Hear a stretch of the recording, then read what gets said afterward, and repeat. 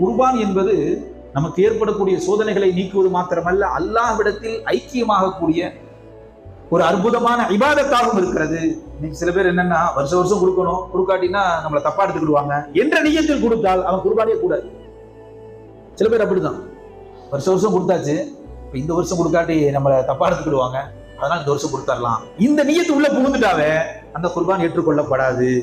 அது மக்களுக்கான குர்பானியாக மாறி, அல்லாஹ் எனக்கு நீ செல்வத்தை கொடுத்தாய், நிம்மதியாக வாழ வைத்தாய், உனக்கு கண்ணியப்படுத்த வேண்டும், உன்னுடைய வார்த்தையை மதிக்க வேண்டும், இப்ராஹிம் அலைஹிஸ்ஸலாத்து வஸ்ஸலாம் அவர்களுடைய தியாகத்தை நான் நினைவு கூற வேண்டும் மாத்திரமல்ல, எங்கள் நபி வாழும் காலமெல்லாம் குர்பானி கொடுத்திருக்கிறார்கள், நான் தொடர்ந்து குர்பானி கொடுக்கிறேன் என்ற நியத்தோடு கொடுக்கும் அந்த குர்பானியை ரப்புல் ஏற்றுக்கொள்வானே ஒழிய, பிறருக்காக அவர் கோச்சுக்குவார், அவர் சங்கடப்படுவார், இவர் சங்கடப்படுவார், வருஷம் வருஷம் குர்பானி கொடுத்து சொந்தத்தை பூரா கூப்பிட்டு என்ன செஞ்சோம், சாபானாக்கி போட்டோம், அப்ப இந்த வருஷம் குர்பானி சரியா வரா, இந்த மாதிரியான எண்ணங்களில் இருந்து நாம் வெளியே வந்துடும்.